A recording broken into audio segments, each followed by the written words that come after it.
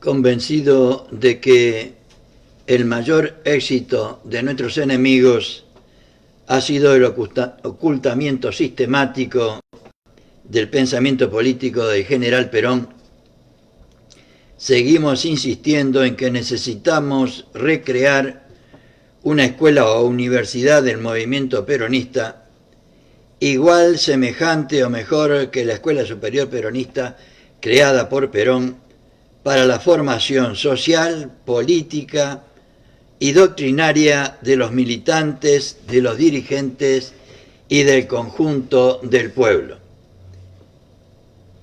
Por eso seguimos compartiendo con ustedes filosofía peronista en el encuentro número 8, siguiendo siempre el programa de dicha escuela en su apartado 3 que se refiere a los principios básicos de la doctrina peronista. En este caso, lo que estamos tratando de hacer es compartir con ustedes el texto de filosofía peronista que corresponde a la teoría que explica el principio peronista, o sea, el principio fundamental peronista, según el cual el hombre, la mujer, el ser humano, es una dignidad y por lo tanto merecedora de todos los derechos. Y este principio fundamental de que el hombre es una dignidad determina el modo y la manera de vivir peronista. Recordando siempre también el lema de esta materia expresada por el general Perón en Mendoza cuando expuso su comunidad organizada en 1949. Para él, el hombre o la mujer puede desafiar cualquier contingencia y cualquier mudanza cuando se haya armado de una verdad sólida para toda la vida, como este principio fundamental filosófico, según el cual nosotros deberíamos tener al hombre, a la mujer, al ser humano como principio y fin de todo lo que hacemos, como punto de partida y de llegada. Estamos entonces tratando de compartir con ustedes el capítulo 3 referido a los antecedentes de la filosofía peronista, y hoy vamos a continuar con este capítulo refiriéndonos a un solo de los temas, que son los utopistas. Ayer hablamos de los romanos, de los antecedentes que tuvimos en la antigua Roma, mejor dicho, anteayer. Ayer hablamos del cristianismo como antecedente de la filosofía peronista, y hoy pasamos directamente por encima de la Edad Media y nos vamos a referir a los utopistas, recordando siempre el esquema general por el cual estamos compartiendo con ustedes esta materia de filosofía peronista, que es la explicitación del esquema general, como les decía recién, de la doctrina peronista. El hombre, la mujer, el ser humano es una dignidad. Es el principio fundamental filosófico del peronismo y por lo tanto es principio y fin en sí mismo, o sea, tiene valores individuales. El hombre, la mujer, el ser humano tiene una función social, tiene valores sociales, es esencialmente social. Nos referimos al hombre en comunidad, no al hombre aislado.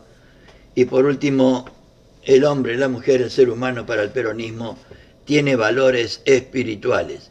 Es armonía de materia y espíritu, como propone para todo el peronismo. Me refiero, propone para todo la tercera posición, o sea, la armonía en todo.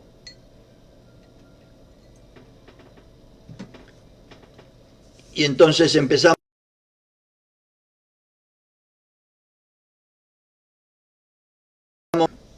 El peronismo se precia de haber realizado los mejores sueños de los grandes hombres. Y vamos Y este texto sintetiza lo que vamos a ver esta noche.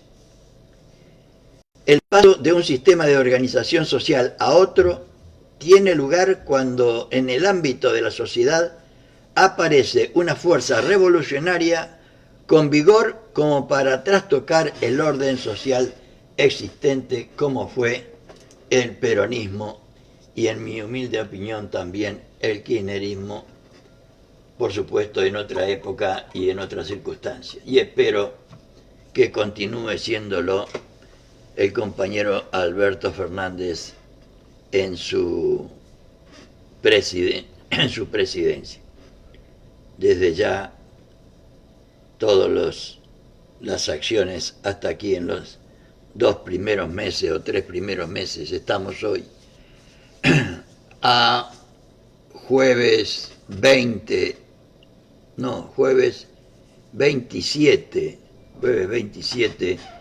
de febrero de 2020.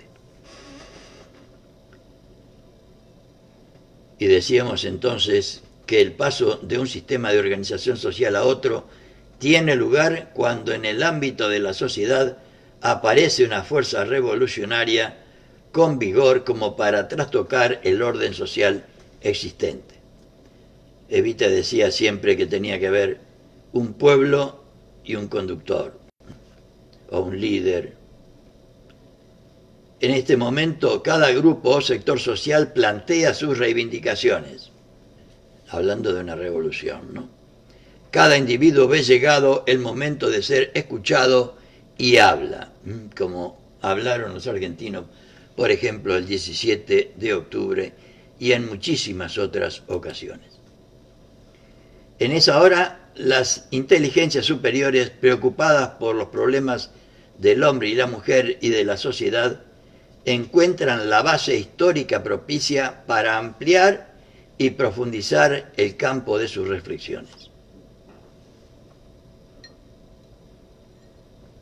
Tal lo que acontece en el momento histórico denominado Renacimiento, que es a lo que nos vamos a referir.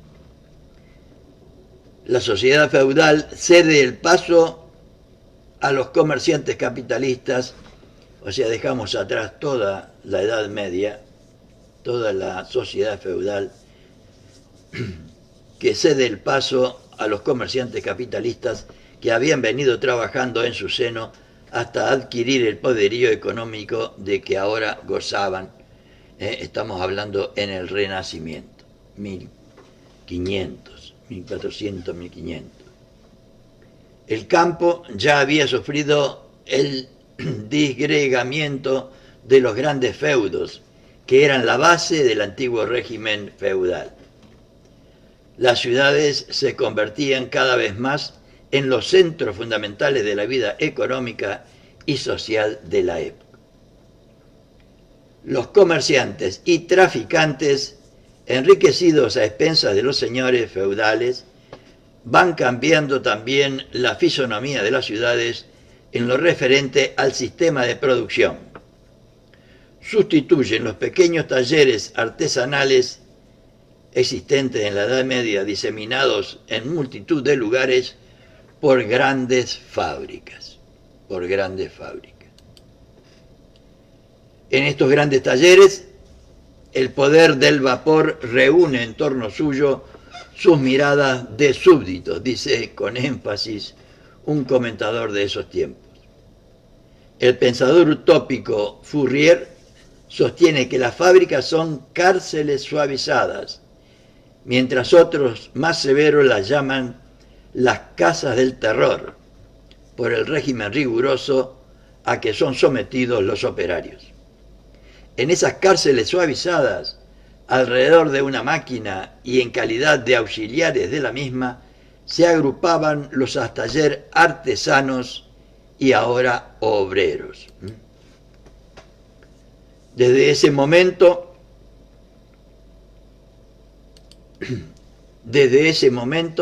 los capitalistas comerciantes, ¿cuándo no?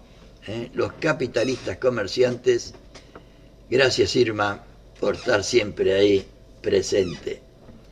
Desde ese momento los capitalistas comerciantes siempre ávidos de dinero, amplían el campo de su actividad tomando bajo su explotación la industria que ellos mismos organizan sobre la base de la máquina automática.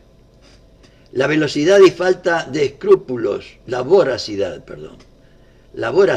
como los que nos gobernaron estos últimos 4 años y como son las corporaciones internacionales voraces, la voracidad y falta de escrúpulos manifestados por estos nuevos señores, cuyas fábricas son verdaderos feudos, o lo que fueron antes en la Edad Media los feudos, los lleva a explotar a los obreros en jornadas de 14 y 16 horas, así como también a las mujeres y niños en la misma extensión de jornada, pero con salarios inferiores. Estamos hablando de 1500 y desgraciadamente esto sigue existiendo todavía en muchos o muchísimos lugares de nuestra patria. Por otra parte, las tareas se desarrollan en condiciones de insalubridad tales que demuestran claramente la falta de sentimientos humanitarios de los patrones.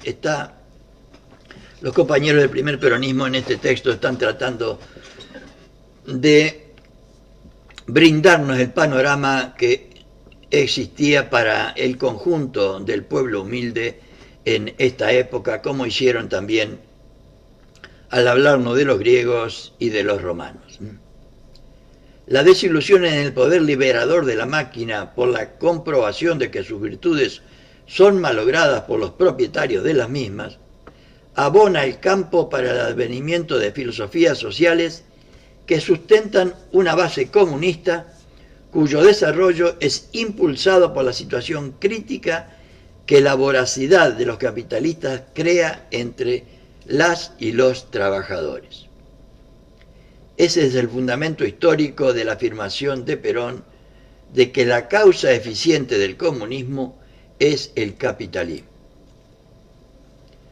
Los diversos hechos concretos denunciados por los trabajadores y trabajadoras pasan como a un laboratorio a la mente de pensadores sociales que los elaboran hasta llegar a constituir verdaderos sistemas en los que demuestran de manera irrebatible la injusticia e insensatez de tales y cuales procederes que por su repetición resultan connaturales al orden social imperante.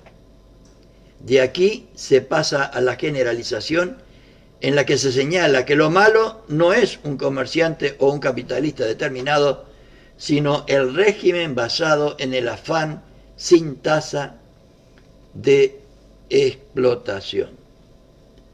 Realidades que lamentablemente todavía existen en muchísimas partes del mundo y de Argentina. Por eso el conocimiento de estos temas nos ayuda a entender mucho más la realidad y por qué los primeros peronistas nos plantean esta teoría del principio fundamental filosófico según el cual el hombre, la mujer, el ser humano para el peronista debería ser una dignidad, debería ser punto de partida y de llegada, debería ser principio y fin de todo lo que hacemos, porque no ha sido así en la historia de la humanidad. Y estamos tratando de recoger los escasos argumentos que tenemos en la historia de respeto al hombre, a la mujer y al pueblo humilde. Por lo tanto, lo que hay que cambiar es el régimen social. No se refieren solo a las injusticias individuales, sino que estos pensadores interpretaron que se trataba de un sistema, como muchos piensan todavía hoy. Como contrapartida a tales comprobaciones, estos creadores, algunos de ellos realmente geniales, idean nuevos sistemas sociales en los cuales no existe la explotación del hombre por el hombre, de modo que éste pueda vivir de acuerdo a su noble condición en un ambiente de solidaridad, armonía y progreso, que es lo que realmente busca el peronismo. Para nuestro estudio de filosofía social peronista, es de gran interés conocer estos sueños de un mundo mejor que germinaron en pensadores rebeldes al inicuo sistema social de su medio y que se agrupan bajo la denominación de los utópicos, o los utopistas, los utópicos. Los yerros y divagaciones en que incurren no tendrán que hacernos ver únicamente sus debilidades, sino sobre todo su altruismo, su voluntad de hallar soluciones de fondo a los agudos problemas que han afligido a los hombres y mujeres en el recorrido de su itinerario histórico. De ahí que Eva Perón, en Historia del Peronismo, haya dicho que considera precursores de nuestra doctrina a todos aquellos hombres que han sido alentados por el ideal del bien común, como vamos a ver que fueron estos utopistas o utópicos. Por otra parte, teniendo en cuenta que muchas de las afirmaciones de estas aparentes quimeras han dejado de ser tales en la sociedad contemporánea, podemos recordar la palabra de Lamartine. Las utopías son, a menudo, verdaderas verdades anticipadas a su tiempo. Y Galeano decía que nos ayudan, siempre nos ayudan a caminar, ¿no? Siempre están más lejos y nos ayudan a caminar. En sostén de esa afirmación están las conquistas sociales del peronismo, o sea, de que las utopías son verdades anticipadas a su tiempo. En sostén de esta afirmación están las conquistas sociales del peronismo, que son concreción de grandes ideales, como veremos en la rápida semblanza que haremos del pensamiento utópico, para lo cual tomaremos a los dos más representativos de esta tendencia, Tomás Moro y Campanella, y vamos a ver la historia de estos dos grandes hombres de la humanidad. Tomás Moro, 1480-1535.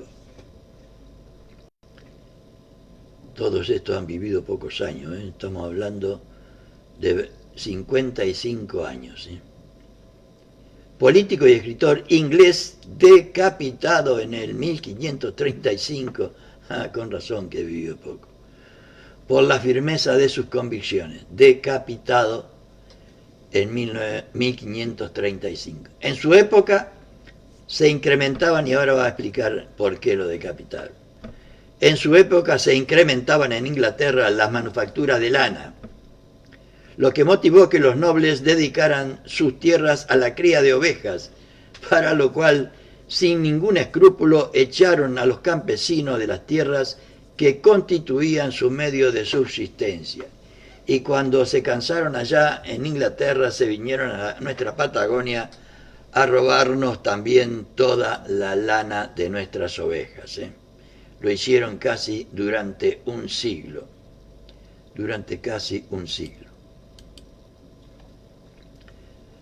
Pueblos enteros fueron arrojados, estamos hablando de Inglaterra, pueblos enteros fueron arrojados sin ninguna contemplación a los caminos, como acá quisieron hacer con los obreros de las estancias. Las ovejas devoran a los hombres, decía Moro en su libro Utopía, al que subtituló Librito de Oro sobre la reconstrucción del Estado y sobre la isla de Utopía, una isla imaginada por él, aunque no la pudo realizar, como hizo Perón. Aclaremos que utopía significa lugar inexistente, luego la isla de Moro solo era un sueño. En la primera parte hace una crítica mordaz y aguda de la sociedad de su tiempo. Descubre toda la miseria moral de las clases ricas, no es nuevo esto, y la miseria material de la clase pobre. Es lo que hemos vivido estos últimos 4 años. la miseria moral de las clases ricas y la miseria material de la clase pobre. Y así cuando se refiere a un pasaje, en un pasaje al número cada vez mayor de ladrones que hay entre la gente humilde, miren cómo se repite la historia, encuentran la causa de este hecho en la avidez insaciable de los nobles que echan de sus tierras a los agricultores para destinarlas a la cría de ovejas. Acá dejaron sin trabajo a miles y miles y encima aumentaron las tarifas un 2.000, 3.000 y pico %. De modo que la gente en aquella época y ahora quedaba sin tierra y sin trabajo, sobre todo sin trabajo, y tiene que elegir entre morirse de hambre o robar y dedicarse a la mendicidad, o como pasa en la ciudad de Buenos Aires, a cartonear. En esto, para que uno de esos codiciosos e insaciables devoradores pueda encerrar varios millones de acres en un solo cercado. Era la moneda de aquella época, dice Tomás Moro en Utopía. De esta manera se manifiesta en contra de la existencia de latifundios, en contra de la existencia de latifundios. Por algo lo decapitaron. En otra parte dice Tomás Moro que una de las principales causas de la miseria general reside en el excesivo número de nobles que son unos ociosos que viven del trabajo de los demás, como nuestra oligarquía, según Perón y Evita, ¿no? Respecto del problema de la excesiva riqueza y de la excesiva pobreza, afirma: ocurre con frecuencia que injustamente unos tienen mucho a causa de la miseria de los demás y que los que tienen mucho generalmente son peores que los que nada tienen. Estamos hoy mismo, 27 de febrero del 2019, en el Congreso de la Nación se pretendió que nuestros nuestros jueces y fiscales jubilados, que en su mayoría ganan arriba de 200.000 pesos y que una jubilación mínima está en 15 o 20.000 pesos, se resisten a que haya mayor justicia. Por otra parte, dice que una de las principales causas de la miseria general reside en el excesivo número de nobles que son unos ociosos que viven del trabajo de los demás. Respecto al problema de la excesiva riqueza y de la excesiva pobreza, afirma: ocurre con frecuencia que injustamente unos tienen mucho a causa de la miseria de los demás y que los que tienen mucho generalmente son peores que los que nada tienen. Si no son peores, parecen absolutamente insensibles a las necesidades del otro. Porque durante estos últimos 4 años no vi a ninguno de esos jueces poner, aunque sea una medida cautelar ante la imperiosa necesidad de miles de personas en situación de calle. En la segunda parte de su obra, Tomás Moro habla de la organización social de la isla imaginaria. En ella todos los habitantes son iguales, como pretende el peronismo, a través de una sola clase. No hay pobres ni mendigos, ya que todos tienen lo que necesitan, la posibilidad del ejercicio de todos sus derechos. Pues no hay clases de ricos que no trabajan y que provocan la miseria de los que trabajan para ellos. Nadie vive a expensa de los demás. Notemos que el ideal de este pensador, de que no hubiera más que una clase de hombre, la de los hombres que trabajan, hombres y mujeres que trabajan, que era una quimera en la sociedad de aquel entonces, es una realidad en la Argentina de Perón. En la Argentina de hoy hablan los primeros peronistas gracias a Perón, y esto lo están escribiendo en 1954, cuando esto era una realidad, cuando esto era una realidad. En Utopía todos los habitantes cumplen, miren ustedes, una jornada de trabajo de 6 horas, después de la cual se dedican a cursos públicos, a perfeccionarse en su oficio, a la cultura física, etcétera, etcétera, etcétera. Ahora pasaremos a considerar el pensamiento de Tomás Campanella, que no tuvo mejor destino. Tomás Campanella, monje, filósofo y patriota calabrés de singular integridad moral, como hay que ser para defender los intereses del pueblo contra las oligarquías y ahora las corporaciones nacionales e internacionales.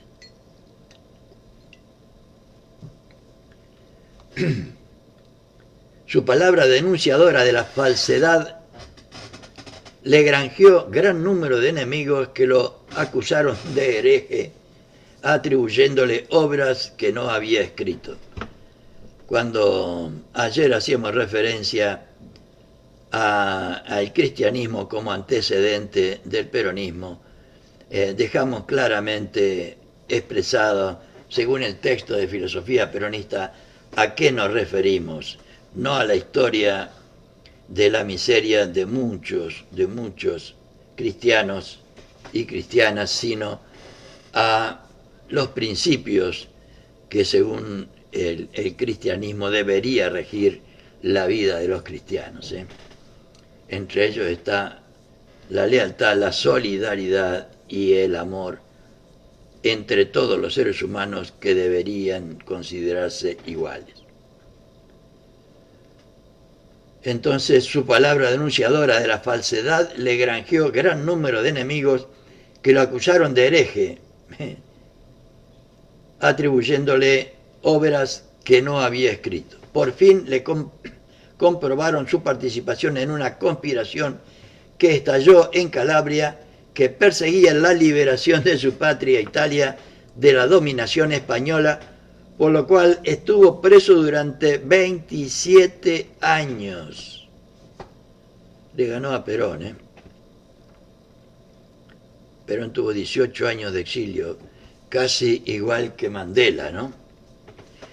27 años. Fue sometido 7 veces al tormento, que soportó con una firmeza de alma inquebrantable, respondiendo en cada oportunidad lo mismo. Nunca tacebo, decían los latinos, o sea, nunca callaré. Cristina Fernández de Kirchner seguramente sacó de este calabrés su expresión también, nunca me van a hacer callar. Su obra La ciudad del sol, que compuso en la cárcel, es la descripción de una sociedad ideal donde impera la justicia, que es a lo que aspiramos los justicialistas. Su sentimiento, herido por la visión de la injusticia reinante, lo llevó a abrazar el ideal de una sociedad igualitaria, como la que queremos nosotros. Herido su espíritu por la ocupación extranjera, ofendido por la inmoralidad de los que hacían sus grandes negocios con los ocupantes sin importarles la humillación de la patria ni el hambre del pueblo, pensó que la solución estaba en la abolición de la propiedad privada. Está hablando aquí sin importarles la humillación de la patria ni el hambre del pueblo, y yo agregaría, como no les importó ni la humillación de la patria ni el hambre del pueblo a los que nos gobernaron estos últimos 4 años en la República Argentina. Me estoy refiriendo de diciembre de 2015 a diciembre del 2019.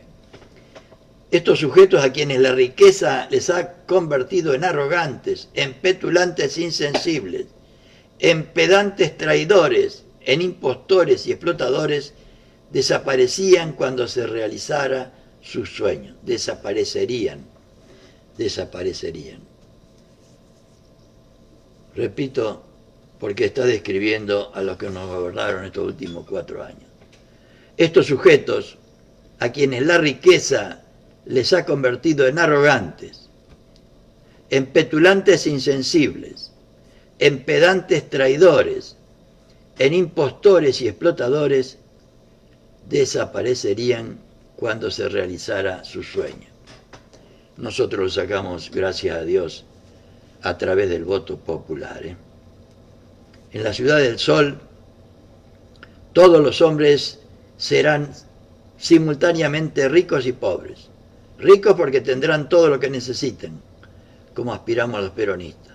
Pobres porque ninguno tendrá ninguna propiedad y por eso no serán los hombres quienes sirvan a las cosas, sino éstas a aquellos. Nosotros tenemos otra forma de ver este problema. En el último párrafo de su obra hace alusión al maquinismo que bajo el sistema capitalista ha convertido al hombre en sirviente de la máquina en vez de estar ésta a su servicio como debería ser. Lo mismo que en la utopía de Moro, todos los habitantes de esta ciudad trabajan y el que no trabaja no come. Seguramente Perón lo sacó de acá, ¿no? Por lo tanto, no hay clases que vivan a expensas del esfuerzo de los demás, como sucedía en nuestro país cuando los oligarcas vivían sin trabajar a expensas del conjunto del pueblo. En la ciudad del sol, el hombre que sabe muchos oficios es el más considerado. Por eso Cristina decía, el camino es el de las ideas, el camino es estudiar y prepararse cada vez más. Todos se dirigen a su sitio de labor cantando por caminos bien empedrados, que era lo mejor que había en aquella época, y los que trabajaban en el campo van precedidos de bandas de música. La jornada de trabajo es de 6 horas, de modo que los hombres tienen tiempo para hombres y mujeres, tienen tiempo para dedicarse al estudio, al cambio de ideas, a la lectura. En una palabra, se dan las condiciones para que la cultura sea accesible a todos los hombres y mujeres. En el primer peronismo, cuando se refieren al género, en general siempre ponen hombres, y yo trato siempre de agregar mujeres como corresponde. Esta aspiración también ha sido convertida en realidad por el peronismo, que sostiene que la cultura que no es del pueblo no es cultura. Es así nomás. En conclusión, esta brevísima reseña del pensamiento de los utopistas nos muestra que estos oponían a las injusticias de la sociedad en que vivían la visión de una sociedad ideal en la que reinara la justicia, es decir, una sociedad justicialista. Pero no atinaban a indicar los medios para llegar a esa sociedad perfecta, que la consideraban un sueño irrealizable. Tan lejos estaba de la sórdida realidad en medio de la cual vivían. A pesar de las debilidades apuntadas, debemos ver en sus sueños la realidad de justicia de estos hombres sinceros, que, como en el caso de Moro y de Campanella, pagaron con su vida y con su libertad las ansias de una sociedad más feliz para todos los hombres, por el único camino que es posible, la felicidad, por el camino de la justicia, como lo ha demostrado Perón. Y cuando dice acá, pagaron con su vida y con su libertad, en aquella época y en esta, las ansias de una sociedad más feliz para todos los hombres y mujeres. En nuestro pueblo también ha pasado lo mismo. Y vamos a ver entonces la síntesis de este capítulo 3 que los primeros peronistas ponen en todos los capítulos de filosofía peronista. Entonces estamos hablando en este capítulo de los antecedentes de la filosofía peronista a través de los conductores, como vimos, el cristianismo y los utopistas. En la introducción, el peronismo realiza los mejores ideales de los filósofos y conductores de todos los tiempos, según Evita en Historia del Peronismo.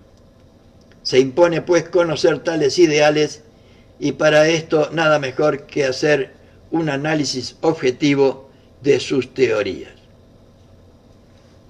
Hablando de los conductores, sobre todo de la antigua Grecia, se refirieron principalmente a Licurgo. Con su reforma agraria, dividió la tierra de los espartanos en 39.000 partes, 30.000 para los lacedemonios, que eran los que trabajaban, y 9.000 para los espartanos. Con esta reforma realizó su gran ideal, que coincide con el ideal peronista que establece que la tierra debería ser para quien la trabaja. La reforma económica, según la cual prohibió el comercio, anuló la moneda de oro y plata, desterró las artes inútiles y de lujo e intensificó el trabajo local. Esta anulación de la moneda de oro y plata y la anulación del dólar en nuestro gobierno parecieran exactamente lo mismo. La reforma política de Licurgo limitó las funciones del Senado y de la Asamblea con el propósito de dar más poder al pueblo. Y en eso estamos ahora en la República Argentina, tratando de que nuestros jueces y fiscales emanan del poder del pueblo y no sean una entelequia aislada, siempre aliada a los enemigos del pueblo, tanto en la Revolución de 1930, en la Revolución de 1955, en la dictadura de 1976 y en la casi dictadura que vivimos de 2015 a 2019. A ninguno se le ocurrió defender al pueblo ante las injusticias. Por otro lado, los gracos, vimos el tema de los gracos, luchan por imponer una reforma agraria a favor de los plebeyos en Roma, que eran los que trabajaban la tierra. Su objetivo fue el mismo que el de la doctrina de Perón, que la tierra sea del que la trabaja. Por otro lado, el cristianismo, o sea, la Roma de los Césares, cuya situación vimos antes de hablar del cristianismo, la situación político-social del Imperio Romano en esos tiempos era crítica en general y en particular para el conjunto del pueblo. Los estoicos eran los filósofos que, oponiéndose a las arbitrariedades de los patricios en Roma, sostuvieron que la igualdad de todos los hombres era una ley natural. Y por último, Cristo y su doctrina presentaron la exposición de los postulados fundamentales de la prédica de Cristo, que nos muestra la raigambre cristiana de nuestra doctrina. Vimos ayer esas características. Tomás Moro y Tomás Campanella, que vimos hoy, en sus obras Utopía y La Ciudad del Sol, respectivamente, hacen la crítica de la sociedad de su tiempo y detallan el sistema de gobierno ideal de sus ciudades imaginarias. Igualdad de todos los hombres deben trabajar y la cultura debe ser accesible a todos los hombres, tres ideales que comparte el peronismo. Y con esto, compañeras y compañeros, ciudadanas y ciudadanos que me estén escuchando, abrazo también para Martín, que me está escuchando desde Neuquén también.